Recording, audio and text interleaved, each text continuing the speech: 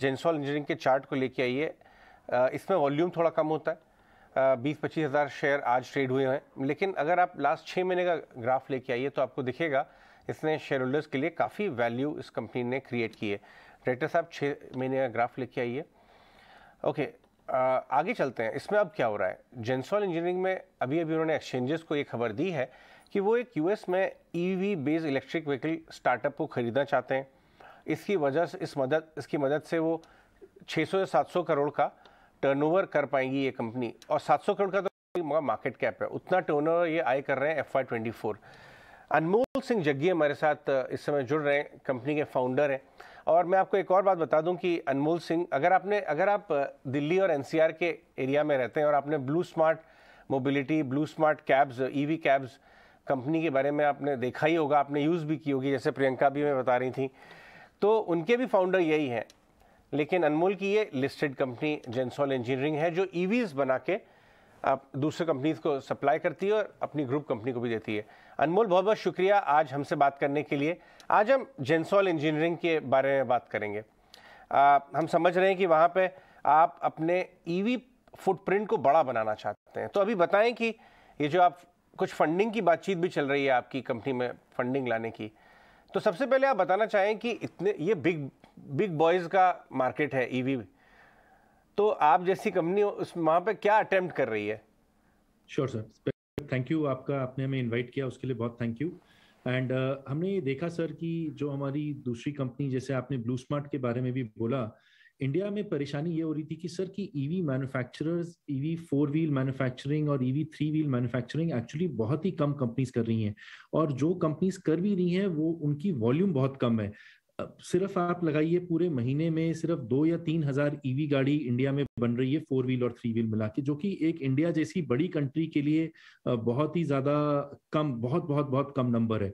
इस नंबर को हम चाह रहे हैं कि ये नंबर बढ़े, और इसलिए हमने ये डिसाइड किया कि एक प्रॉब्लम स्टेटमेंट नहीं है, ये एक्चुअली एक अपॉर्चुनिटी है बहुत बड़ी कि हम इसको खुद मैन्युफैक्चर करके इसको बड़ा किया जाए। और यहाँ पे कम से कम हम अपना जो प्लांट 1 हम लोग लगा रहे हैं, प्लांट 1 में हम लोग 1200 गाड़ी महीने की मैन्युफैक्चर करने वाले हैं, और प्लांट 2 में हम लोग 5000 गाड़ी महीने की मैन्युफैक्चर करने वाले हैं।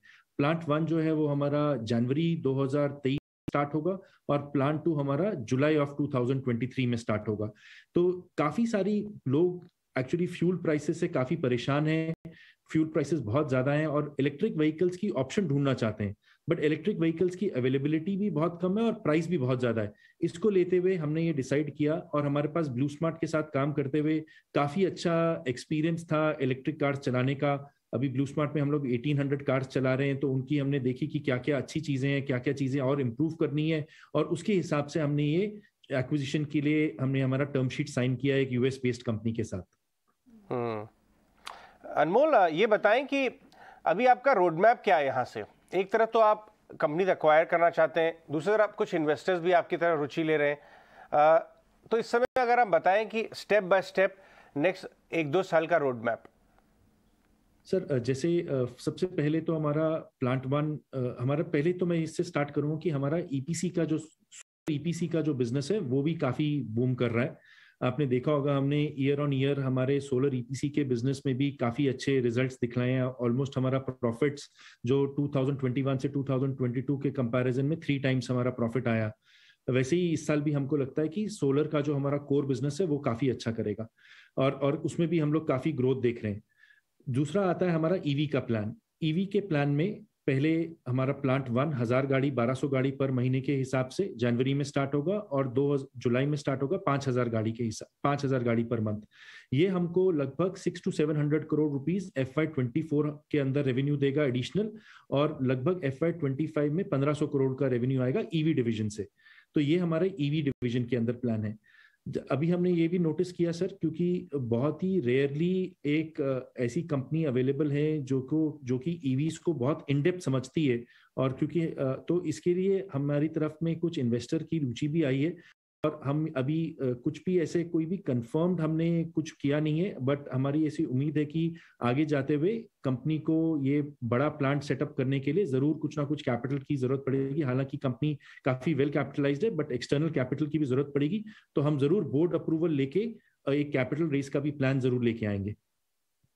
एक और चीज़ आपसे जानना चाहेंगे अनमोल, बिल्कुल आपने बताया कि यहाँ पर कुछ कैपेक्स तो लगेगा और आप फंड रेजिंग भी करेंगे, लेकिन ये जो ये स्पेशल गाड़ी जो व्हीकल जो आप बना रहे हैं वो किस प्राइस रेंज में आ सकती है, क्या डिफरेंट फीचर्स होंगे? ईवीज तो और भी कंपनीज बना रही है और बड़ी बड़ी कंपनीज बना रही है, तो ये स्टैंड आउट कैसे करेगी? क्या कुछ आप थोड़ी डिटेल्स इस बारे में शेयर कर सकते हैं?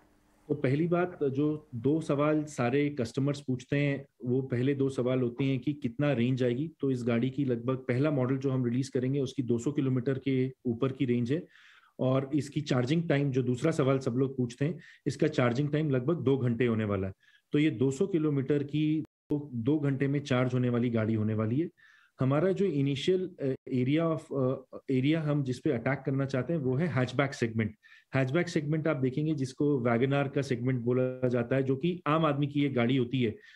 लगभग 8 से 10 लाख रुपए की एक गाड़ी ऑन रोड आती है, जिसको हैचबैक सेगमेंट कहा जाता है। वो इंडिया में सबसे पॉपुलर सेगमेंट है, और काफी लोग इंडिया में 60-70% लोग जो हैं वो हैचबैक सेगमेंट ड्राइव करते हैं।